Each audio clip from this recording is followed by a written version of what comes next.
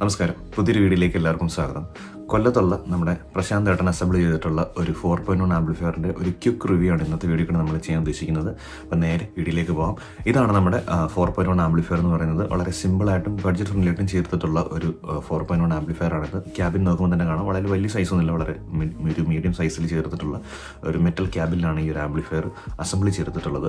ഇതിൻ്റെ ചാനൽ സെക്ഷനിലേക്ക് വരികയാണെങ്കിൽ 7388 IC ഉപയോഗിച്ചിട്ടുള്ള ഒരു 4 ചാനൽ ബോർഡാണ് ഇതിന് വേണ്ടിയിട്ട് സൈഡ് ചാനലുകൾക്ക് വേണ്ടിയിട്ട് ഉപയോഗിച്ചിട്ടുള്ളത്. അത് 35 വാട്ട്സ് ആണ് പെർ ചാനൽ നമുക്ക് ഇതിൻ്റെ മാക്സിമം പവർ ഔട്ട്പുട്ട് കിട്ടുന്നത്. ഇതിൻ്റെ സബിന് സെക്ഷനിലേക്ക് വരികയാണെങ്കിൽ ഡിടെക് ഓഡിയോസിൻ്റെ ഒരു 2 ട്രാൻസിസ്റ്റർ മോണോ ബോർഡാണ് ഇതിന് ഉപയോഗിച്ചിട്ടുള്ളത്. ഇത് നമ്മൾ ഫോറംസിൽ ഓഡ് ചെയ്യുന്ന സമയത്ത് നമുക്കൊരു 60-80 അല്ലെങ്കിൽ മാക്സിമം പോയി കഴിഞ്ഞാൽ 100 വാട്ട്സ് വരെ നമുക്ക് ഈ ഒരു സബിൻ്റെ സെക്ഷനിൽ നിന്ന് കിട്ടും.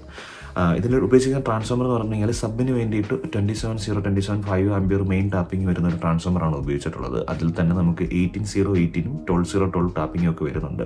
ഇതിൻ്റെ സൈഡ് ചാനലായിട്ടുള്ള ഈ 4 ചാനലിന് വേണ്ടിയിട്ടുള്ള ആംപ്ലിഫയർ ബോർഡിന് വേണ്ടിയിട്ട് സെപ്പറേറ്റ് ആയിട്ട് ട്രാൻസ്ഫോമറാണ് ഉപയോഗിച്ചിട്ടുള്ളത്. 12.012 ആംപിയർ ടാപ്പിംഗ് വരുന്ന ഒരു സെപ്പറേറ്റ് ട്രാൻസ്ഫോമറാണ് 7388 IC വരുന്ന ആ ഒരു ബോർഡിന് വേണ്ടിയിട്ട് ഉപയോഗിച്ചിട്ടുള്ളത്. SD ഓഡിയോസിൻ്റെ ട്രാൻസിസ്റ്റർ ബേസ്ഡ് ആയിട്ടുള്ള ഒരു ടോൺ കൺട്രോൾ ബോർഡാണ്, ബേസബിൾ ബോർഡാണ് ഈ ഒരു ആംപ്ലിഫയറിൽ ഉപയോഗിച്ചായിട്ട് നമുക്ക് കാണാൻ കഴിയുന്നത്. ക്രിയേറ്റീവ് ഓഡിയോസ് എന്ന് പറയുന്ന ഒരു ബ്രാൻഡിൻ്റെ സബ് ഫിൽറ്ററാണ് നമുക്ക് സബ് ബോർഡിന് വേണ്ടിയിട്ട് ഒരു ലോ പാസ് ഫിൽറ്ററായിട്ട് യൂസ് ചെയ്തിട്ടുള്ളത്.